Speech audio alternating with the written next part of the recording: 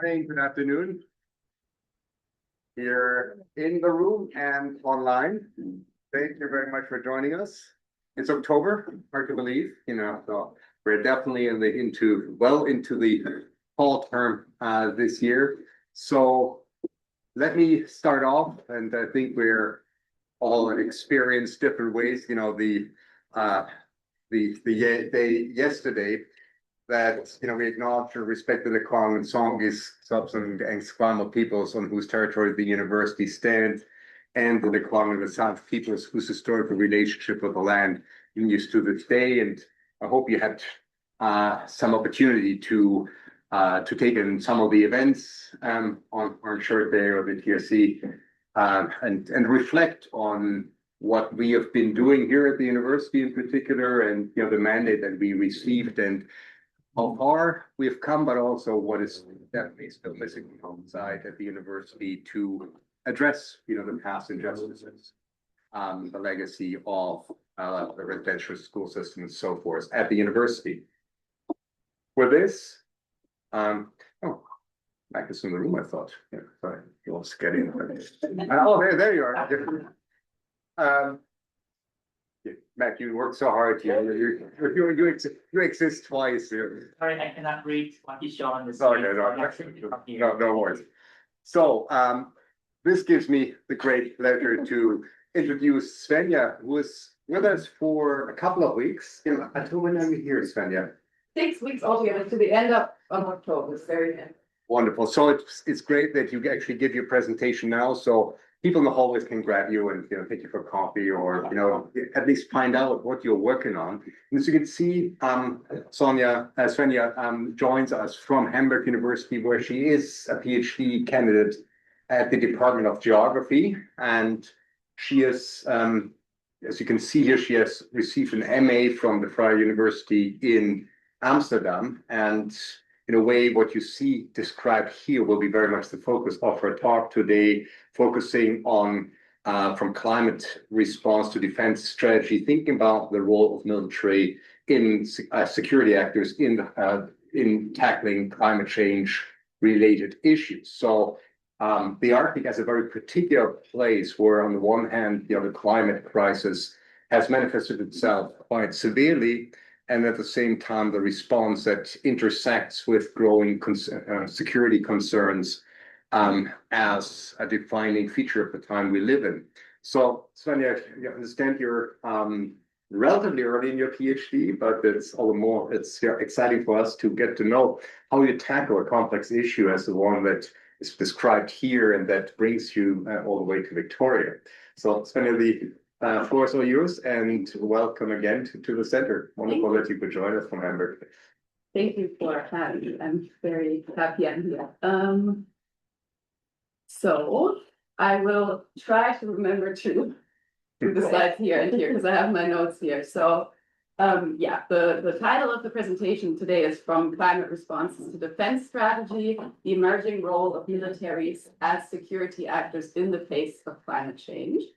And I'm doing this specifically in the Canadian Arctic context, which I didn't put in the title now, but you will. So, as I saw last week, I think it's a good idea to kind of talk about my positionality as a researcher, where I'm coming from, where is this project kind of situated. So first of all, I will be talking about more of the theoretical and conceptual considerations of my PhD project. Because I'm still awaiting funding to go to the Arctic report, the subarctic, to go to Yellowknife. I applied for funding because I have teaching obligations in Germany, so I need kind of to get free from that through funding. I applied at the German Peace Research Foundation for like a 1-year project to go to Yellowknife. This was in February. I'm still awaiting a response, and fingers crossed it should come any day now. If it doesn't go through, there's still other options. So yeah, my research in general is situated at the intersection of political geography and critical security studies, so more of the IR. Like Oliver said, I studied in my bachelor's, I studied geography and political science, and then in my master's, I studied law and politics of international security. So this was like an interdisciplinary international law and politics master's program. And what I want to do overall in my PhD in a very broad way is to contribute more to like a richer understanding of how security constructions, like how we understand security, who's a security actor, what does security mean for different people in different places, is kind of constructed and practiced in the face of climate change. And in that, I specifically want to assess the influence of defense logics and military actors on security understandings and the modes of protection in the face of climate change. And then also, as another layer, I want to look at how climate security is practiced on the ground rather than what is mostly done in security studies, looking at discursive high-level government framings to really see what is happening on the ground. Also, I want to talk about what I am not. I am not an Arctic expert in the sense that I am trying to be an expert on this specific region and know everything about this region, because there's Arctic scholars that they are focused only on the Arctic. I'm also not a military expert or somebody coming from military studies. Rather, I see the Arctic really as a representative site of ecological and political and defense developments happening right now. So what does this mean? It is like a legitimate question to ask, especially for me coming from Germany, kind of why the Arctic? Whether what is happening in the Arctic can kind of tell us more on a general level about how militaries interact with climate change and what kind of security standings are practiced and evolving. Is this something Arctic specific, or is this something that we can kind of translate to other regions? And there's a whole debate around Arctic exceptionalism. So there's different positions on this. Arctic exceptionalism kind of refers to this long-held belief that the Arctic is like a uniquely peaceful and cooperative region, historically kind of insulated from geopolitical conflict, mostly its harsh environment, but also emphasis on scientific, environmental, and indigenous collaboration. However, it has been very strongly militarized in the Cold War. It is being remilitarized right now. So the opinion is kind of, it is not that exceptional anymore, something is changing. But I want to kind of read, I think I have two quotes here from a commentary that was published by the Arctic Institute that kind of is, I think, illustrative of how the Arctic can be perceived and how I also kind of want to conceptualize it. So it is said here that perhaps there is still something truly exceptional about the Arctic, not the exceptionality of a pristine wilderness somehow untouched by and sheltered from politics, but the much quieter exceptional quality of a region that still holds open the possibility of a governing otherwise, a governance that can be something more than realist competition, missile routes in the air, and new shipping lanes at sea, in need for ever more securitization and militarization. And from the same article says that the Arctic functions both as a mirror, which reflects the contradictions of global governance in the present, and as a method, so meaning a verb, for prefiguring alternative futures. As a mirror and method, the idea of Arctic exceptionalism is a way of practicing diplomacy that does not simply defer to the normative hegemony of security at all costs, while facing in good faith all present challenges. So these two quotes kind of show the Arctic is to some extent a representative site, and it's important also that it's kind of developing now. Climate change is happening there way faster than everywhere else, or the material developments of it. What is happening there is kind of still open for contestation. Is it being militarized? What role does the military take? And it is really, and I like this analogy of a mirror, it kind of shows the contradictions of how we are dealing with climate change, or whether we're dealing with it at all. And I would also argue that it's kind of a territorial anchoring of how security threats and referent objects of what or who's being protected are being defined in the face of climate change. So I guess this might be a bit repetitive, but just to kind of drive home the point, I conceptualize the Arctic as a representative space and kind of indicative of where security futures will lead us in the face of climate change, how security or climate security is imagined, brought to the fore, tested, contested, and I think that, or researchers think that to kind of address the bigger picture of how climate security works and is developing, we need to zoom into specific sites of contestation of the security. And that there's not necessarily one representative site where we can go. It's rather a mosaic of arenas. And I would argue that the Arctic is a very big piece of this mosaic. And overall, what happens in the Arctic does not stay in the Arctic. So this goes both for environmental factors, but also for political and security developments. Oh, I forgot that. I mean, I'm in Canada now, so I think most of you know what is happening with the Arctic, but I'm still gonna kind of try to summarize this. So the Arctic is seen as the ground zero of climate change. So it is warming up to 4 times faster than the rest of the globe, and it is associated with a lot of tipping points, meaning certain things change and they change the entire climate system. So this is a space that is very much in need of protection from these tipping points. And then there is in the Arctic the traditional geopolitical threats or pressures that kind of have always been there in the background. So there's NATO borders with Russia. All Arctic states except for Russia are in NATO now, since the Ukraine invasion. There's this Cold War legacy. It used to be militarized, and it's just a vast territory, huge sovereign territory that states are needing to protect, let's say, and there's lots of resources also under it. And this is always something we associate with geopolitics, I would say. But just as important, or kind of overshadowing and influencing everything, because this is so current, we're continuously evolving and becoming more and more dire, let's say, is climate change. And there are direct climate change threats. So the melting of the ice, extreme weather events, threatened livelihoods through erosion and flooding and food insecurity, threat to traditional way of life, all of that. And then there is the geopolitical pressures that are kind of enhanced by or influenced by or predicted to happen once climate change continues, which are kind of the race to the resources, because the Arctic is cooling, it is opening up. So we are expecting to be able to access these resources at some point. New shipping routes opening up. So this is an economic factor because we can shorten the path, and this route is not open yet, but everybody's kind of waiting for this to happen. New access points. So there's this need or perceived need of more surveillance because it is easier to access and kind of the landed territory or the topology, let's say, is changing.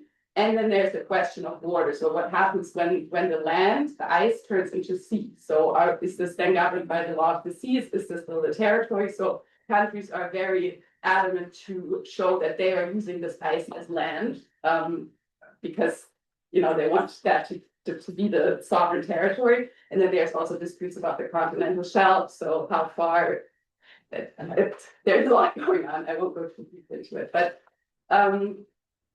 just to kind of make clear, there's these simultaneous threats that climate change poses. First order effects, direct physical changes posed by climate change, and then second order effects that are indirect societal geopolitical stresses. And climate change therefore draws in militaries into climate responses. They frame climate change as a threat multiplier, demand surveillance and early warning in the Arctic, and require infrastructure and resilience and adaptation of their structures. And the consequence is increased investment in national military and militarization.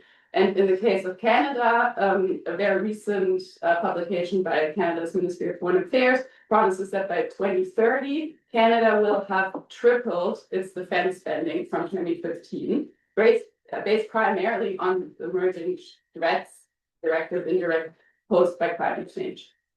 However, and I will talk more about this in a bit, it is not, let's say, the most inevitable way to invest in military strength to respond to threats that are posed by climate change. And in some ways, it's even contradictory. So military, first of all, is like the number one emitter, but they're also trying to green it, but they're kind of, that's a different story.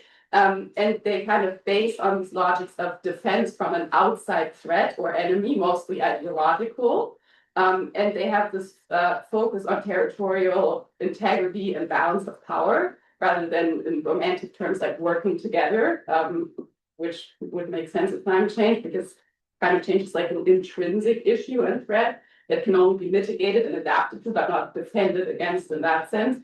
And in simple terms, there's like inherent exclusionary logics within state security military paradigms that are applied to arguably the most global issue we are facing. So there are some contradictions there. But enough of introductions and so on. I, without saying too much, want to jump in to my case studies kind of by reading you transcription of a video that was published by Canada Radio International about the Canadian Rangers. And I'm sure some or most of you know who they are, but I will introduce them also after this. But I think this is a very illustrative video and transcription. So it says, Canada's Arctic, cold, remote, inhospitable. But for the Canadian Rangers, it's just another day at the office. And this is a job they volunteered for. They are Canada's guardians of the North, Canada's eyes and ears in the Arctic. Hence their motto, vigilance, the watchers. As climate change opens up the Arctic for more human activity, the Canadian government relies increasingly on the Rangers to assert sovereignty in the North and for search and rescue operations. Their expertise in surviving and thriving in this harsh and forbidding environment is key to Canada's ability to operate in the Arctic. So, what the Canadian Rangers, for those of you who don't know, they were established in 1947, and they are a part-time reservist subcomponent of the Canadian Armed Forces. And they work in peripheral Canadian territory to provide a military presence. So, for example, the Arctic territories, but not only.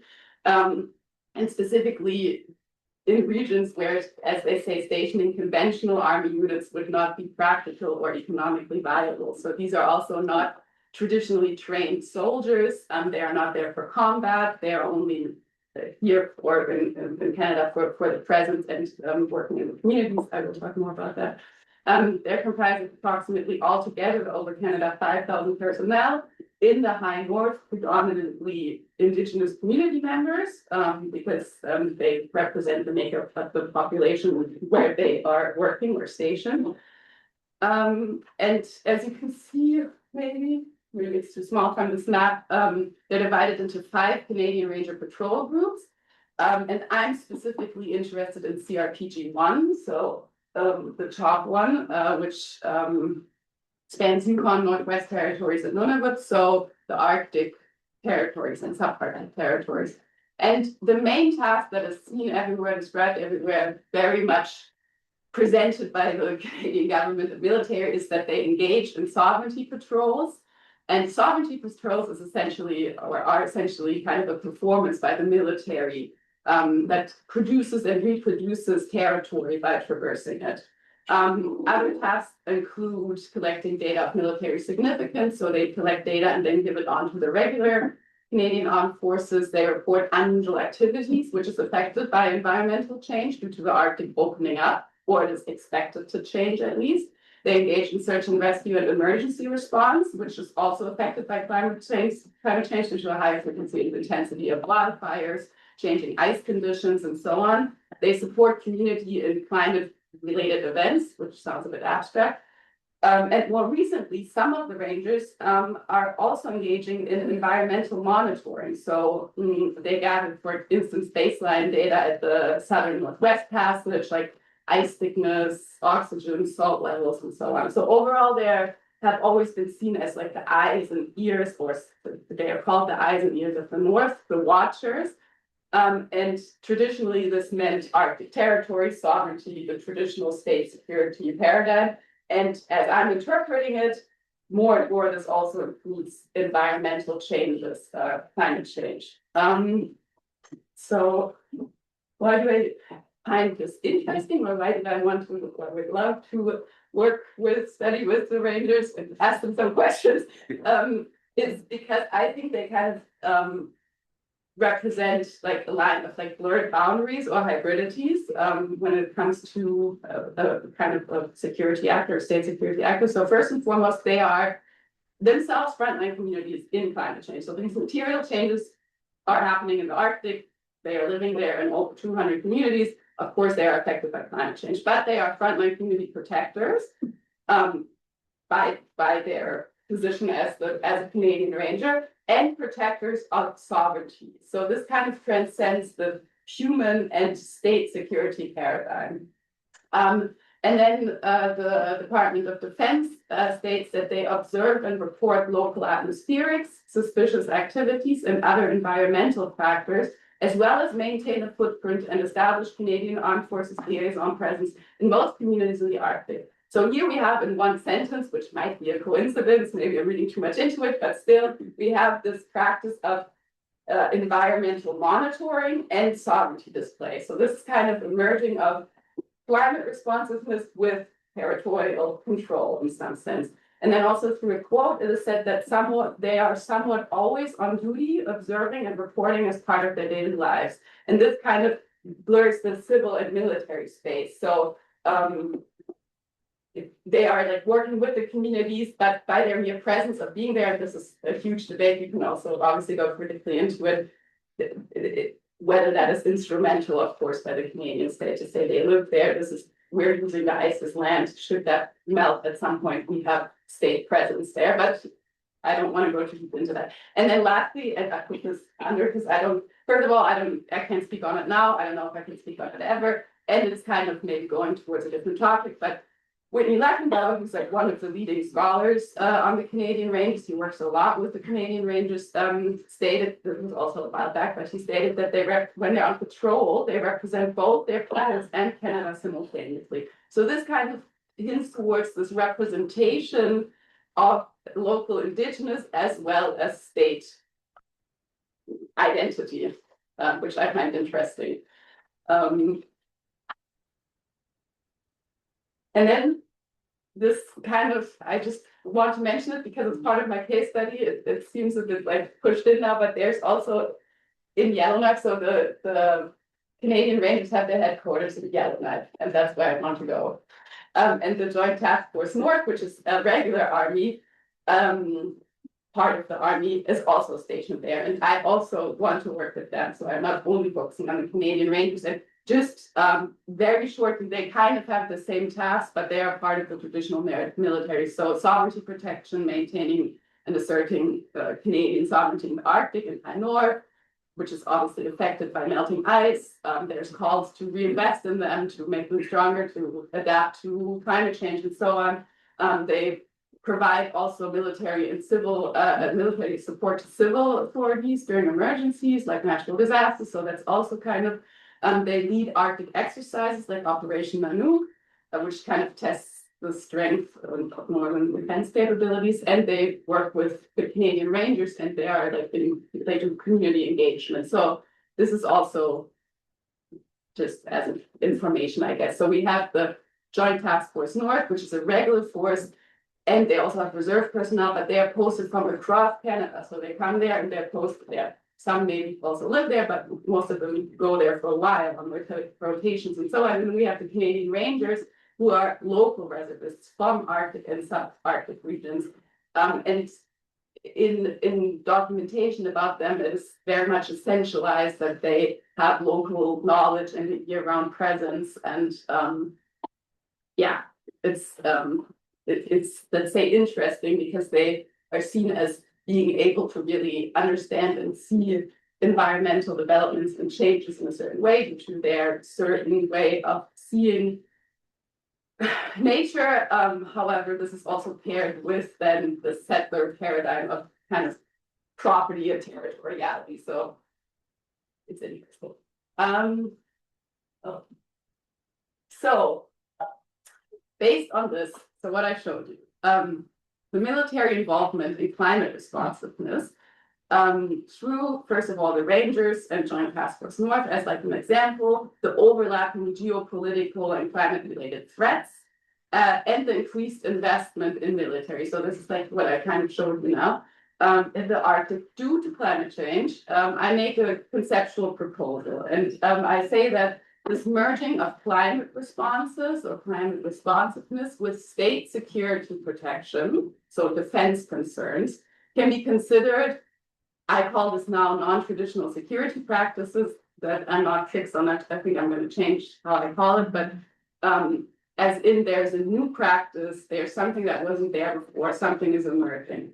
So climate change responses are merging with national defense practices and priorities, and vice versa. The vice versa I will come to after this.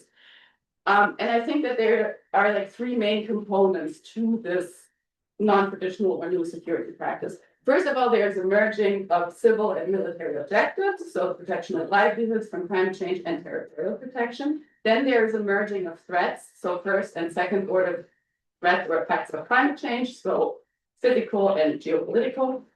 And then I think there's a merging of temporality. So these practices are informed by past understandings and mandates that we have in traditional security, what has happened before, how do we see territory and mandates, just how the military works. And then they are also informed by present emergencies, so the increased natural disasters and stuff like that. And then they are also very much informed by anticipation of future scenarios. So a lot about how the Arctic is talked about, how military is planning, how economics are planning, infrastructure planning, anything is based on anticipation of what may be the future once climate change has evolved and once the ice has melted. So this is all kind of coming together in these practices in an abstract way. And to kind of further exemplify this in a more superficial way, I think I so far have only done like desk research on this, but I'm hoping maybe while I'm here to also do some interviews.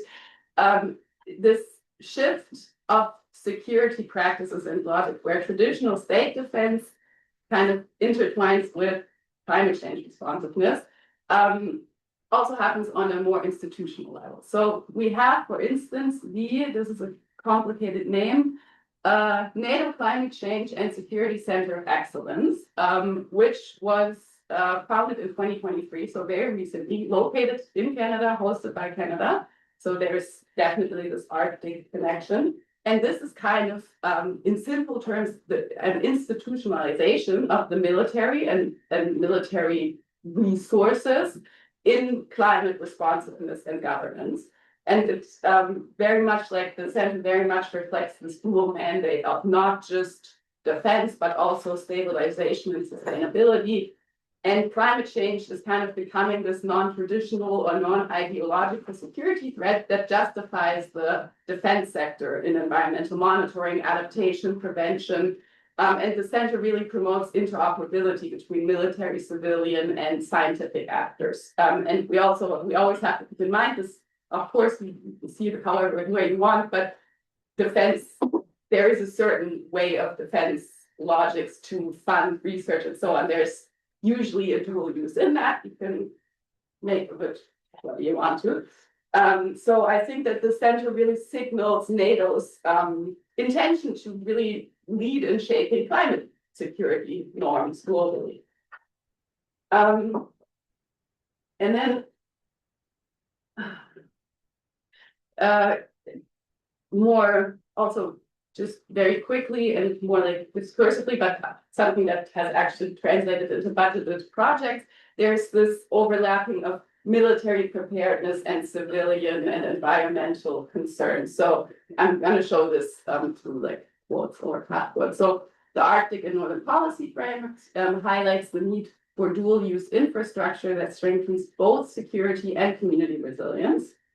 It stresses that Arctic security is inseparable from the well-being of Arctic communities, underscoring the importance of integrated planning where defense infrastructure also serves environmental purposes. And then both the Canadian and US strategies on the Arctic emphasize the critical need for multi-domain awareness and infrastructure that can simultaneously support military and community well-being. So, and this is not new, obviously, military does that quite often, but I think that's still interesting. And then to hopefully drive this point or to show that this goes in different directions, I want to show the convergence of military and civil or soft security spaces, but from the other way around. So not the military entering the civil or soft security spaces, but the other way around. This is one is just a quote from a think tank, but that states that the US must develop a strategy for expanding its Arctic presence and its role as a regional leader. Expanding renewable energy infrastructure in the Arctic, so mitigation tactic, may not just help address climate change, but is also a vital strategy for maintaining national security in a constantly warming Arctic. So here we have a mitigation project that is also there for national security, strengthening territorialization, if you will. And then my supervisor, Benno, who was here last summer, I don't know, some of you met him, did research in Norway and found that blue and green hydrogen projects, so also, once again, a mitigation tactic to some extent, so a traditional climate response, is also a strategy to, as they say, which can be criticized, fill the void. So infrastructuring, going against demographic decline, territorializing the land.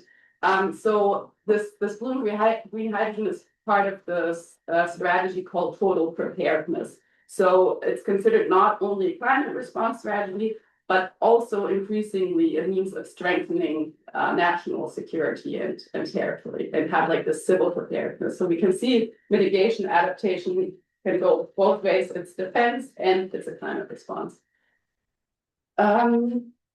So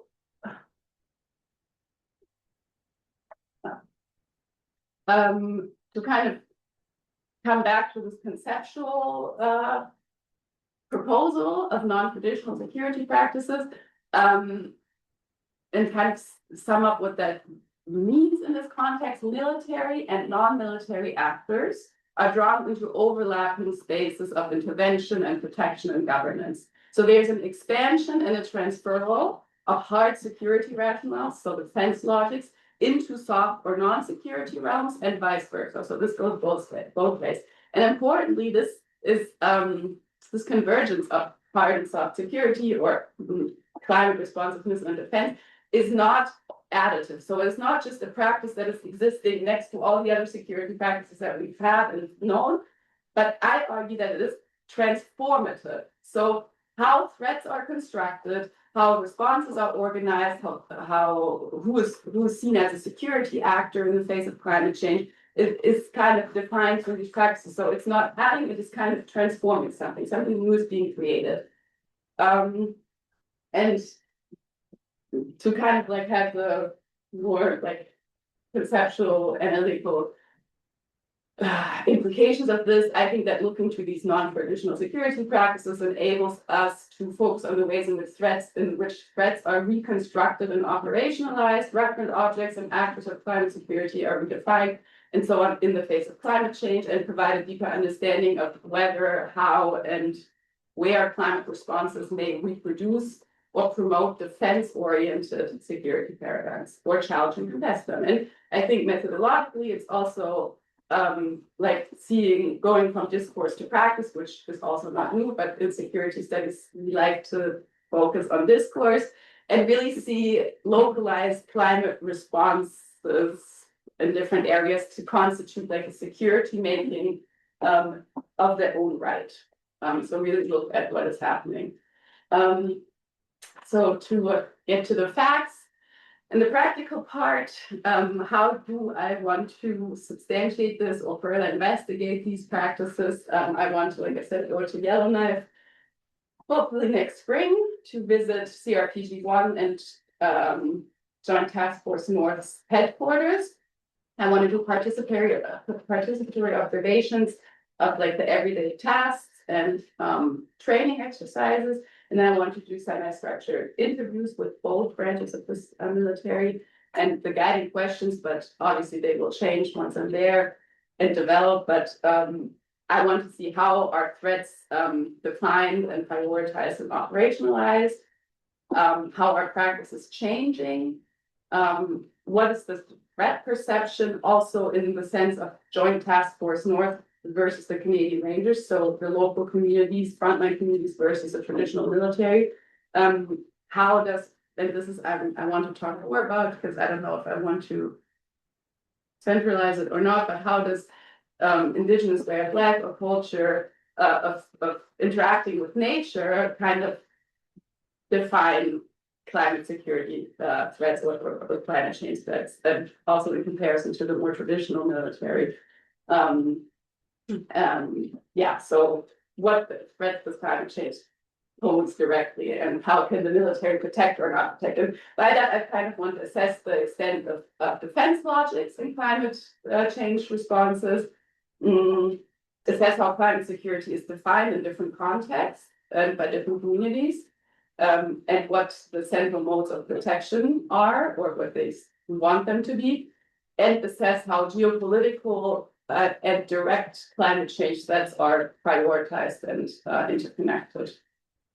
And if I get the unlucky chance, I want to join the Canadian Rangers on an Arctic patrol. I know a researcher, and I'm in contact with her, who has actually joined many patrols, and she lives in Yellowknife now, so who knows, maybe. And then another thing I want to, which is a bit more likely, I want to observe Operation Livelihoods, which is this one of these military training exercises done by the Rangers and the Joint Task Force North, and also international players. And it's held always in the winter, spring time, so that would fit.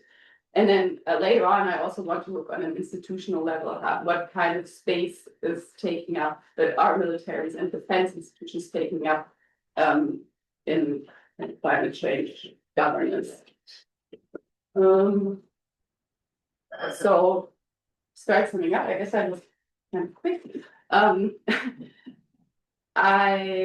The backdrop is there's a growing influence of the military within climate governance frameworks. The issue of this is that global environmental change is a textbook example for global security challenges whose force of destruction is at odds with conventional state-driven modes of protection. So the force of destruction doesn't really fit the military ways of protecting. So this challenges the role of the nation state as a primary security provider, and there's just a growing disjuncture between the material context of climate change, existential threats, and the security practice of military force, balance of power, and so on. And yeah, to conclude, climate change and national security are increasingly governed through intersecting logics. This convergence is not only additive, it is also transformative. It transforms how threats are constructed, how responses are organized, who is positioned as a security actor, what happens when there's a threat without an enemy, or without an ideological enemy. And key questions that kind of emerge from this are what forms of authority and security and modes of protection emerge when these spheres of climate responsiveness and territorial control or defense merge.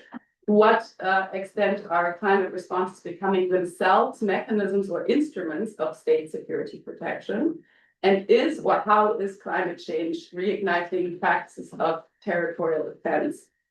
And when it comes to the Rangers and their work, I think, or in general, I think looking at these local security practices has in very reductionist terms of dual potential. So there may be this reinforcement of defense-oriented exclusionary logics, but there also may be this enabling of more locally rooted forms of protection and governance. I don't know.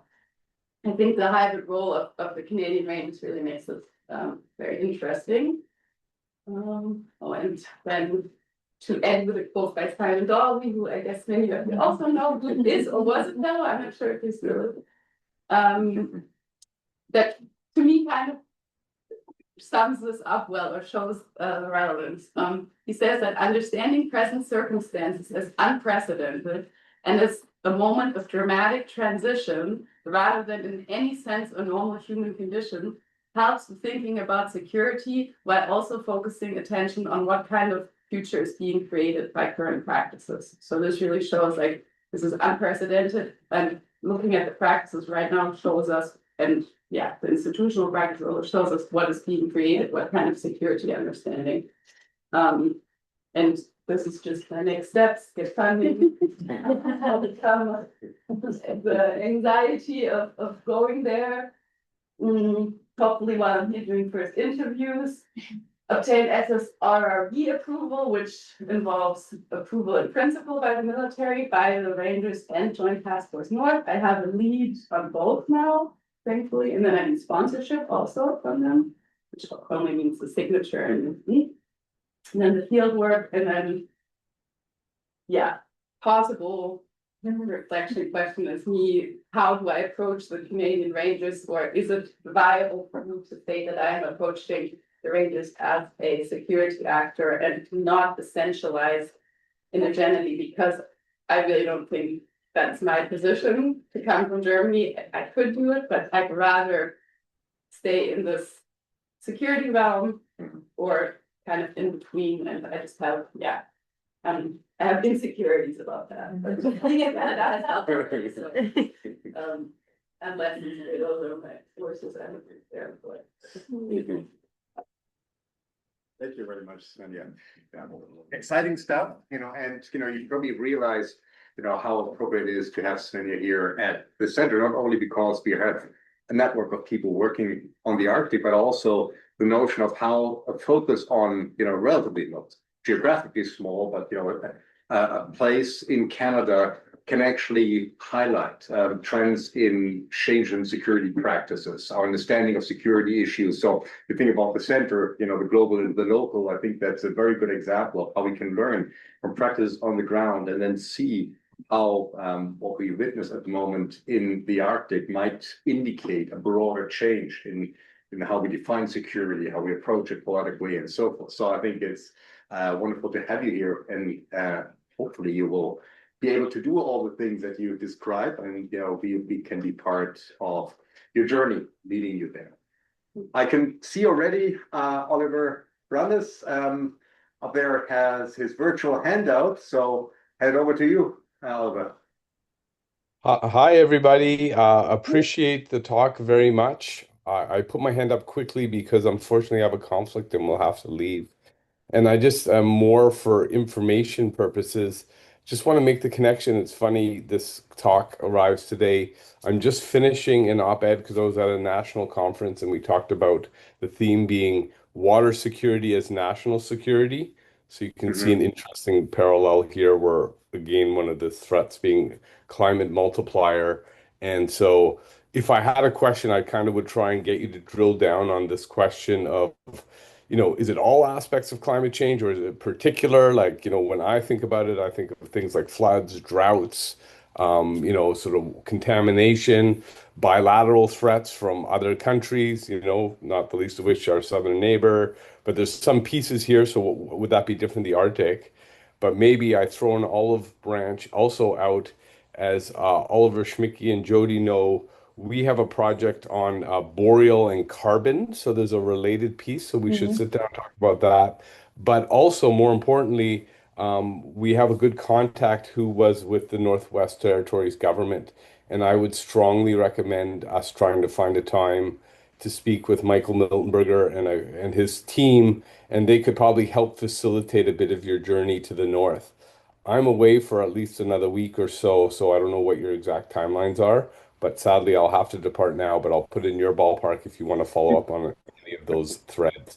I've given you the little teasers that you can bother Jody and Oliver Schmicke about to try and link to some of these larger projects, but I think the parallel is very interesting, and fingers crossed that somebody picks up our op-ed.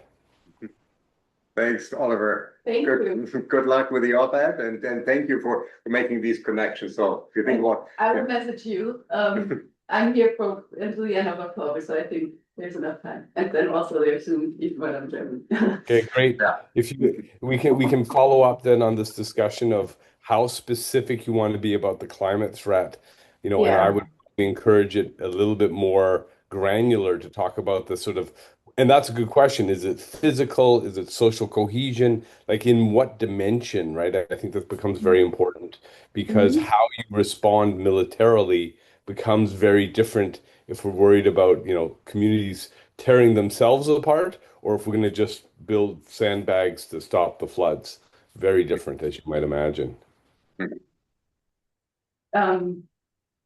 Are you going directly, or I have about 5 minutes if you want to pick that up, but it's a big topic, so I'll let No, No, thank you for the comment.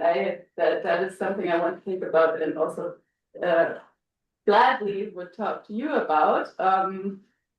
Because I feel like also with the boreal and carbon, you seem to be a bit more specific into the environmental systems and ecological systems and how they translate to different responses. I think what I am, or the level I am at right now, I'm really more broadly looking at anything. I'm more so looking at the practices that have anything to do with climate change. That are kind of a dual practice of territorial defense and in some way responding to climate change. So yeah, but I guess I will. Maybe I'll probe one more time though. Territorial defense could be I think again, it's just front of mind because I was at a national conference on water security. And what's interesting is this concept of security. And again, I have the Canadian context, so maybe you take a global perspective. But if you look at the Canadian context, things like cybersecurity entered into the discussion, pandemics entered into the discussion as national security threats, wildly different than just territorial. And so, and I can see it's different than military, but when you talk about social cohesion, and one could argue if you look globally, there's a lot of work being done to undermine social cohesion as an actual threat, a physical manifested threat. And then you get into that. So again, in a very sort of, I guess I'm trying to emphasize supportive way. I'm not trying to be critical. I'm just saying you really want to be kind of disciplined or think about how you want to frame this really broad concept. I mean, climate change almost becomes synonymous with everything, right? Yeah. And so how do you say, okay, which dimension, and then what is the quote unquote role of the military? How do we protect our sovereign borders? No longer just at the border with guns, but things like cybersecurity, things like pandemics become part of our national security infrastructure, I would argue. And so you get into some pretty interesting ideas. And I think you're onto something because, and again, I have my own bias here, but the boreal is an unbelievable threat to our carbon weapon. If we don't manage the carbon, it all goes poof, right? And so you have to begin to think about this threat, this word threat, and military in very different ways, because to deal with it on scale, you probably will, in fact, need the military. Anyways, I'm monologuing only because it was such a good presentation, and I think you're onto something very interesting here. Thank you so much. I'm excited to keep talking about it and thinking about it. No, I think you become very clear how, there are many points of connection and overlap in this. So take advantage of this guy who just disappeared. When he is around. So I have now called Nicole and Sarah. So Paul, you were first. Hi, thanks. Do you want to briefly introduce yourself? Yes, my name is Paul Chia, and I'm an assistant professor in the Department of Political Science here. So I found there's many aspects of your, so I'm an IR person, right? I found many of this very interesting. I don't know how much you were actually engaging with the IR literature on this, but performance practices and all these sorts of things. So the territoriality aspect of it was what kind of like got me interested, right? And I kind of noticed that there wasn't. I wanted to hear more about maybe how that is a performative of the territoriality, right? And so maybe that is something that you can kind of develop more. One of the kind of when in your discussion about the Canadian Rangers as a sovereignty performing kind of agents, right? That seemed plausible to me.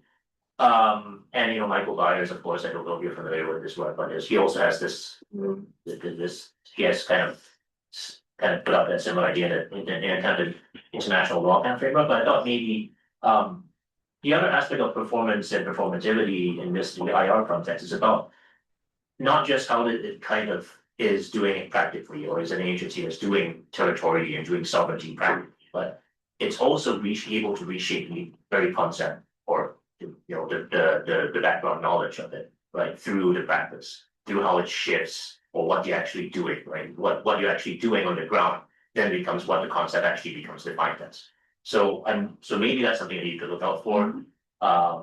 I also wanted to kind of, I could go, I may be up too many points here. But also how it is performative of the Canadian state as a particular kind of actor. Yeah. Right, and how this kind of hybridity or this kind of what you see as this hybridity or these like maybe dichotomies. I don't know how you're perceiving that, but I think some of it is also a performative move by some policy actor in Ottawa who might see this as this is a way to kind of bring Indigenous interests into the Canadian state and integrate that into the state's project, like harness those kinds of things towards the interest that we have. And that's not necessarily to say that one is overriding the other, because then the people who are actually on the ground and doing the practices have to kind of then, they have their own agency as well. But that's I think a dynamic that could be interesting.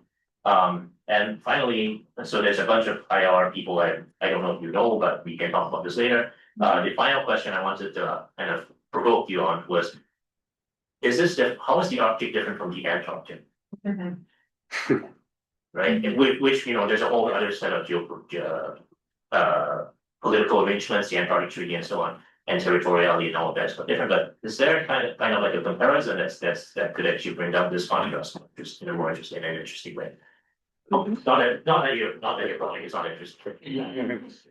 I feel the two of you need to have coffee at some stage, but for now, do you want to address some of the points? Yeah, you don't have to. The last point, it is vastly different, yes, because the Arctic is 8 countries, multiple continents, and it is ice mass mostly, and it is kind of surrounded by the Arctic Ocean, which is also a shared water, international waterway, and the ice is melting, so it's not a landmass as land, Antarctica. Antarctica has a different past from the Cold War legacy. It's all happening at the borders. We have the NATO Russia borders. We have China interested. China saying it's a near Arctic state. Germany is trying to say it's a near Arctic state. We have the Arctic Observer. So there's a whole specific Cold War and after past of the Arctic due to its geography of its ice, it's melting, there's resource benefits, there's the shared ocean, there's the shared borders, there's communities living across borders when you look to the Sami in Europe or crossing European Russian borders. So it's a whole different dynamic, and it has always been, I think, this political arena of because there's the Arctic Council and there's this question of the exceptionalism and there's peace, and it just has, I think, by nature of it being just part of so many different countries, a very different, and it's, I think Antarctica is, there's also different treaties on how much science can be done, what kind of science, what kind of research it is, Yeah, so I guess maybe what you can think about is how does that work out differently, or maybe why is there this difference, right? Yeah. And then, thank you for the performativity, territoriality. Let's talk later. Yeah. Okay, let's talk, but the whole thing of including Indigenous in this as a state security actor is very much essentialized and kind of almost romanticized as far as I can see it, of like, this is a form of reconciliation, and but anyway.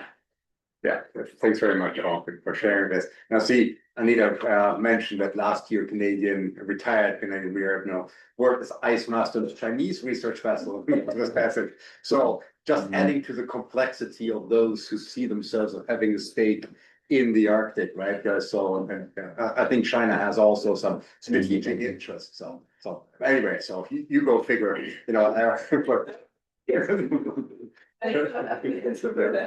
No, I know. I just did tell you. So I think if you two could connect, I think there might be some good connection for you here to hear about some of the literature that comes out of the Canadian context, or by Canadian scholars in particular. Can you tell me your name? Colin Chia, Blue. Just asking. I'll email you. Call it political science. Nicole.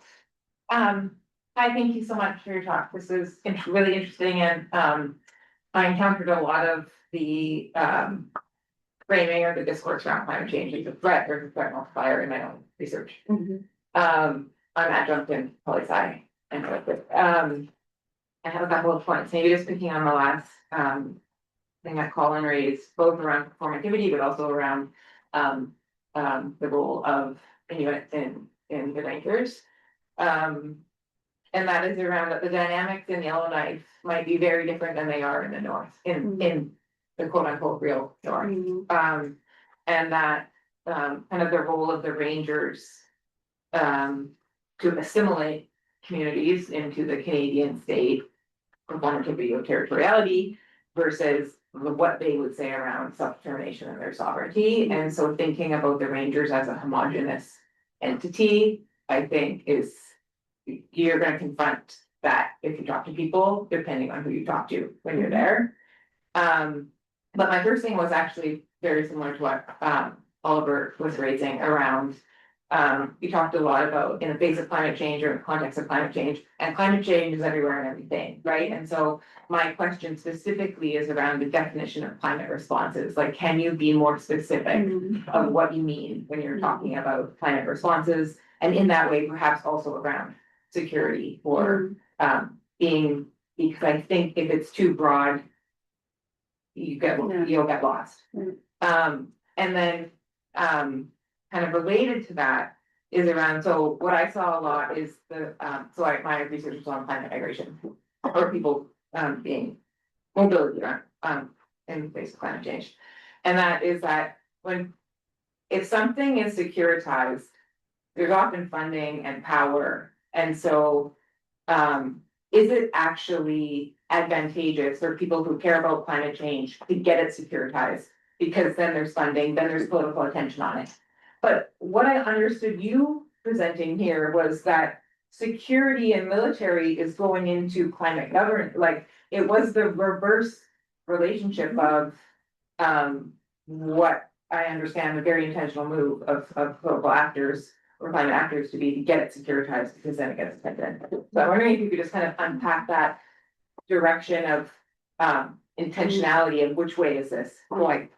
And then just the last thing around connections. So Whitney Latin, I used to work with the Borders and Globalization Project. Whitney Lackenbauer was a partner on that project and participated in several summer institutes in Yukon in my course.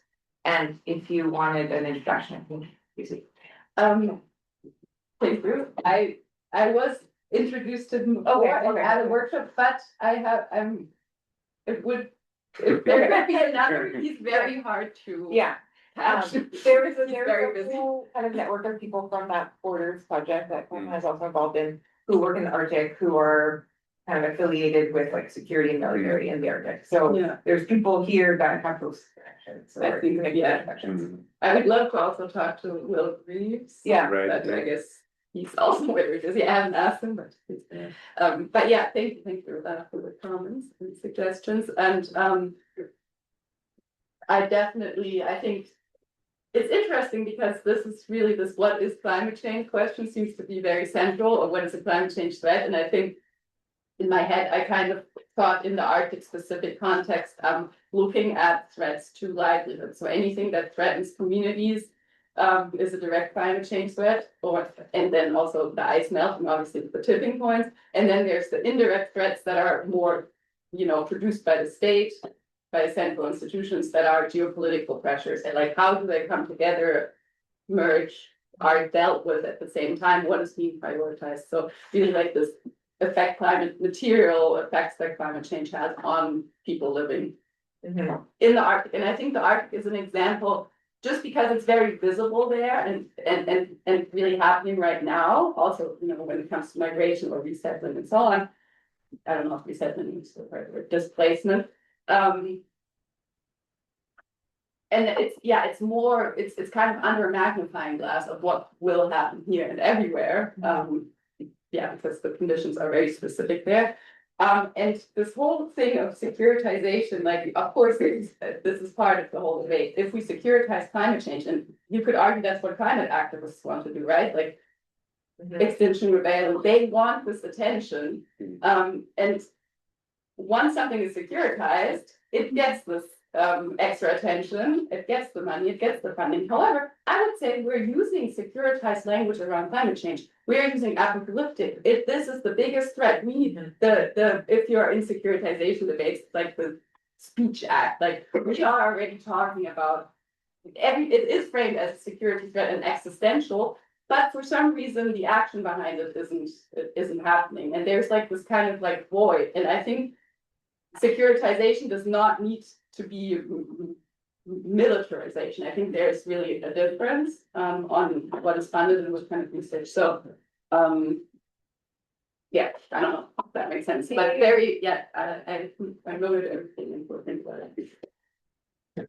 Yeah, Svenja, thank you so much for your presentation. It was very cool to learn about the task force and the rangers up there, who I didn't really know a lot about, and I'm rooting for you on getting your funding and going the other day.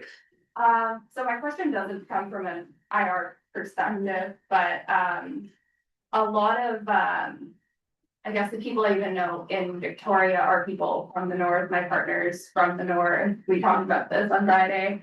But I kind of want to ask about climate displacement and migration, because so again, I don't know about this really from an IR perspective that much, but I am working on a co-authored paper kind of taking up these themes. But one of the major effects, especially over the last few years, is that northern communities are being displaced a lot, sometimes permanently. And when you're talking about this kind of existential and community-minded concerns that are happening, yeah, I think about the people I know and how increasingly they're moving to the island permanently, or the people I know are hosting people who have lost their homes or being able to live there for certain periods of time because of ice floods and wildfires and all of these things. So I'm wondering about if your project is interested in migration and displacement happening in Canada's north, and if this even might be something that could come up if you do get to interview and work with the task force and the rangers, if that might be a theme coming up. Yeah, well, thank you also for sharing. I think it's, you know, it's a personal perspective on it is something different than, you know, sitting here. But I think this is really what we call this, or I would call this, threat to livelihoods. So whether it's where you're living or it's through food insecurity or whatever, like migration obviously is a life is threatened, so we are moving. And I haven't, well, as has been clear, I haven't really thought to the end of how do I want to understand climate threats to livelihood, how can I kind of show it? And I think that might be a very, yeah, good way to show it, to show that this is happening right now. This is not some future anticipation, this is affecting people. And I didn't mention this in the presentation, but I really do want to, I want to be in Yellowknife for a few months, and I do want to, well, Yellowknife specific, hopefully travel also a little bit around. Talk to civil society, talk to people living there, how they perceive the military, like what is, can the military protect, what is the threat? So I think maybe displacement migration could be very, very central. Yeah, like I wonder if that's where communities often encounter the military right now, is when their communities are under direct threat. I don't know either how much, I think the Rangers are involved. I don't know how much the traditional military is involved, but yes, but I think maybe that would be a way to approach it. And I also share Nicole's thought too, that Yellowknife perspectives might differ from other communities around there. Yeah, I know. I have to stay for now realistic and say I go to Yellowknife, but obviously I'm very hopeful that I can move around. Yeah, I'm rooting for you. Great project. Yeah, and if you need it, RA, just consider me. It's not very cool place to. We can always talk about this later, but I just wanted to flag this as you were talking, and in your presentation, I could see, maybe because I'm a borders territory person, I see this very centralizing tendency of territoriality in throughout your presentation also, you know, I was able to track that centralizing tendency of territoriality. And you also talked about reproduction of territoriality and that change and variability of territoriality itself. And then somehow, are you considering the larger language that is framed around, and are you going to analyze that vagueness in language that is used by these security actors as community well-being? What does that mean? And also, like, yes, the very idea of climate change itself, like what does climate change mean within that framework of climate security? And this very centralizing tendency of territoriality within that, because it's going to reshape the territoriality of the nation itself. So, you know, how are you planning to do that as well?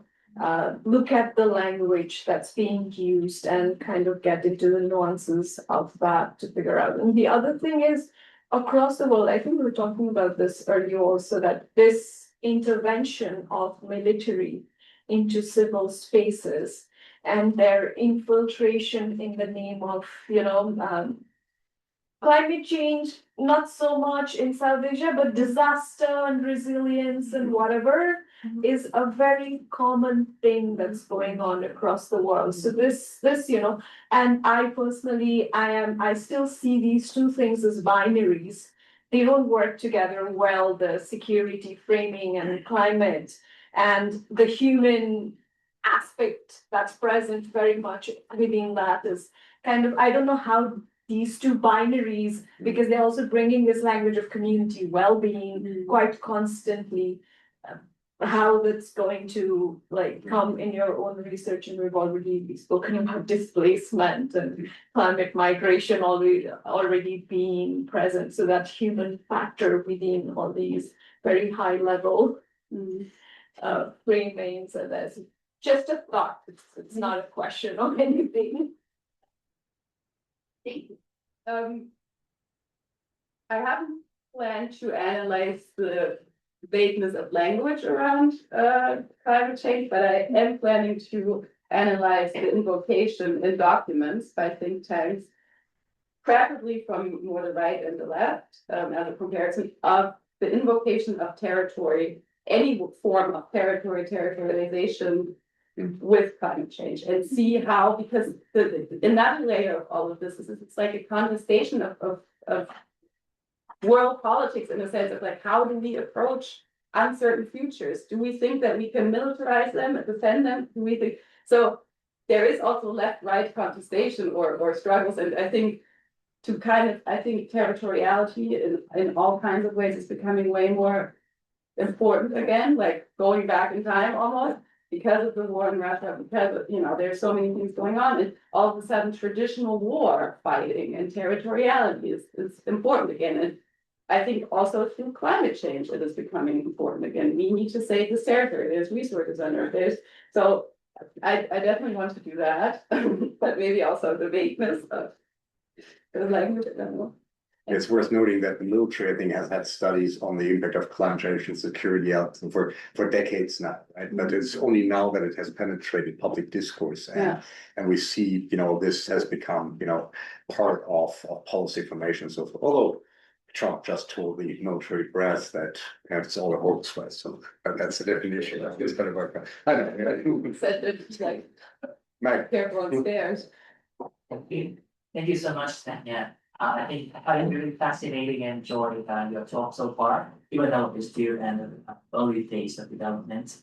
So first of all, good luck and hope you with the funding application, and also taking that into perspective in terms of the practical perspective.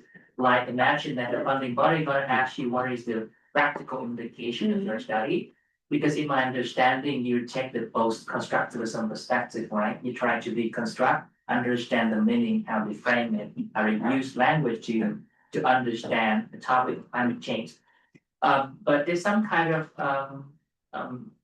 like perspective saying that post-constructivism may not like have a lot of practical implication of those kind of things. So if the funding body asks you to address in your funding application, how would you defend and address that question? Very curious. Very good question. Yeah. And a good way to practice it, I guess. I think, or my argument is kind of that this whole thing of the Arctic being a representative site and a mirror, things are happening there. It's a trend barometer. Things are happening there right now that in some way or the other, like you said, there's already military, it's always involved in civil spaces and so on. There's conservation, militarized conservation, and after there's these, but this very specific livelihood threat, military being officially involved, and this also being supported in general by the government and people, let's say, that voted for the government. I think it's kind of like almost a view into the future. And yes, it is specific in ice territory. What can the military do? What are the threats to people, migration, and so on, or displacement within there in short distances is happening in certain spaces already in the world, but not everywhere. So you could say it is specific, it might be, but I think the practical implication really is, first of all, for security, so methodologically, kind of for security studies to look to practices that are emerging. Like, I think that this is more like future oriented. It's not trying to deconstruct necessarily what was, but it's looking at what's being, whatever we're doing right now will influence the security paradigm of the future. And the way that militaries are taking up institutional space, research, funding, and so on, is kind of, in a way, yeah, being created right now and testing field, you could say, or it's just happening there in the Arctic. So I think we can learn from, like, also bottom up. Like, I think the question of how much can we do bottom up and top down security. I think the Rangers may be an example of more bottom up community-led security that is actually might make some kind of a sense. They're not a combat force, but maybe the Joint Task Force more, the traditional military, will show us this top down doesn't really make sense in climate related events. So I think this is just like zooming into a site that can show us how the future can, I mean, that's very vague and a bit simplistic, but Great, thank you. I don't know, do you think that's a practical implication? I would give you the money maybe. You said. Could I ask you for 1 second, your page, because Anita had her hand up as well. So Anita, do you want to briefly come in and join us online, or do you want to? Thank you. Yeah. Please. I'll join online. Next time I'll be at the Institute. Oh, wonderful. Thank you for a very interesting talk.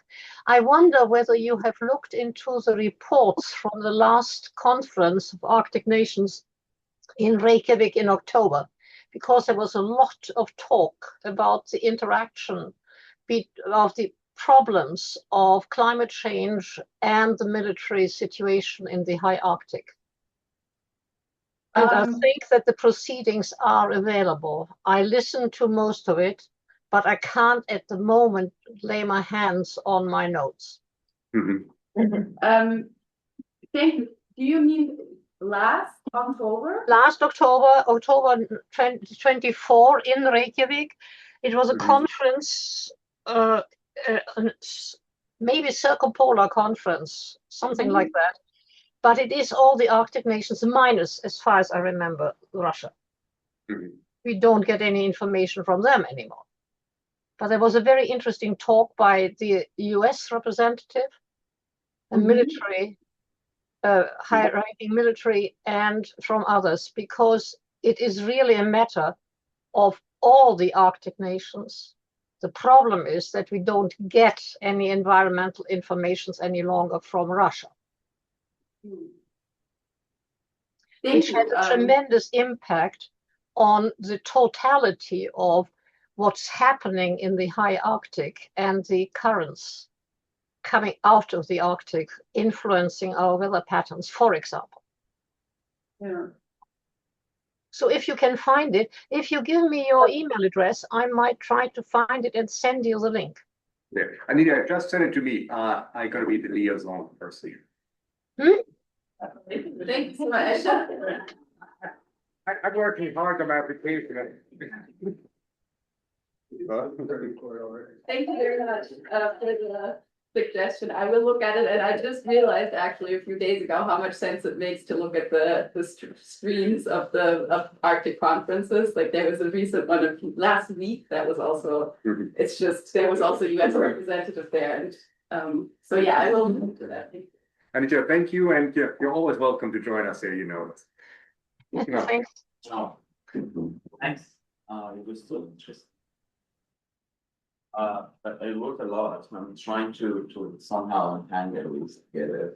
So, I'm trying to see what is the foundational theoretical question here, and how the whole discourse is actually being shaped. And I think that the major one has been addressed somehow. Like, what is the starting point? Is it the concept or action, or like how does it work? Politics, activism, institution, and political actors or whatever. And I think that we've heard both of them, like it somehow the money is coming, the attention is coming, and the activism is raising, or the other way around, like the activism came, the money came, and now the institution is coming, and then, as you said, military would come. And I think that both make sense. So like and perhaps addressing your point of view, like activism just makes sense as long as it is about expropriation somehow, not appropriation. Like it's somehow Schumann idea. Like if we are in a kind of hegemonic act, so we are a kind of put in for the system. So actually we're doing the same thing. So it is reaching to that point that somehow activism on climate change from so many angles can be questionable now. Like is it hegemonic now? Sometimes might be whatever.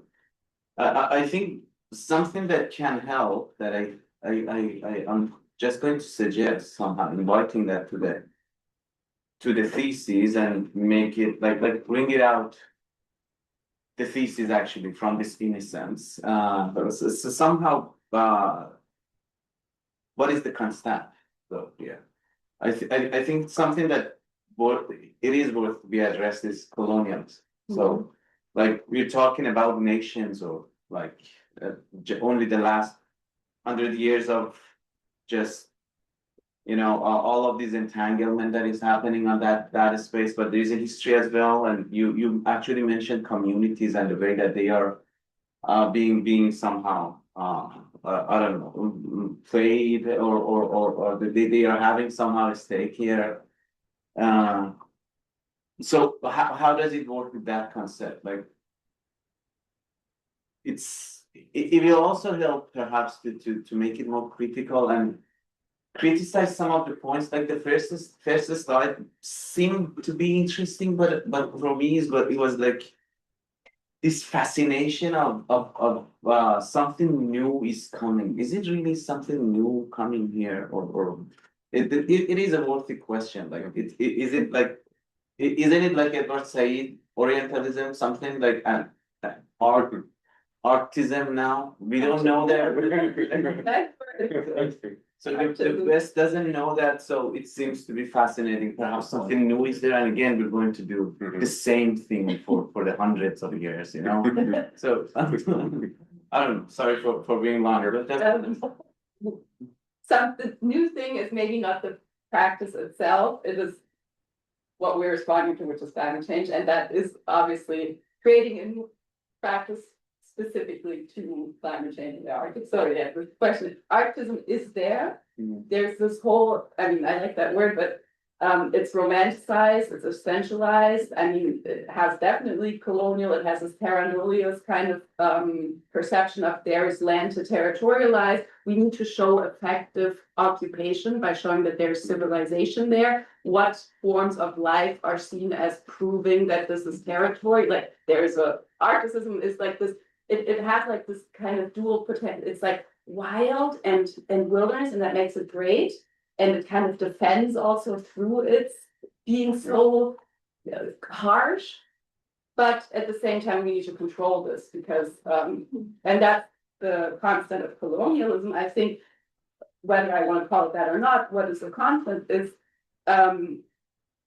all of these practices to do with climate change in the Arctic through the military are about controlling, managing, owning, stewarding the environment and the land and taking the most out of it. And so that is the conception, and that is colonial or Western. Thanks. Arcticism. I think you got yourself a good title for your PhD. So, about any thoughts? Yeah, just picking up on that last great point, in terms of thinking about it being new, were people in like the Fairfax, they're like on the high, it's not, the climate has been changing there for a very long time. So through a critical lens, if what is the time frame on thinking about this being new, from whose perspective and with what implications? Because from another perspective, this has been happening for a much longer time. So does that, just being mindful of that worldview of time and also the reality for where you're measuring, like it's new for us because we're only changing at 2 degrees. It's been changing for a long time. Thank you. Yes, that is very important. So Svenja, I suppose your notebook is full with ideas, but thank you very much online and here in the room for a very lively discussion. And Svenja, thank you so much for bringing this project to us, and hopefully, as I said, we can support you on your way, and you will fill the saving account with money to go up north, but you can see how it resonates with research that we conduct here at the center with networks, and we will do our best over the next couple of weeks to facilitate what you try to do up there empirically. But you could tell, I think intellectually, in terms of the timeliness of your research, you have something that sparks debate and interest. So well done, and thanks again. Thank you very much.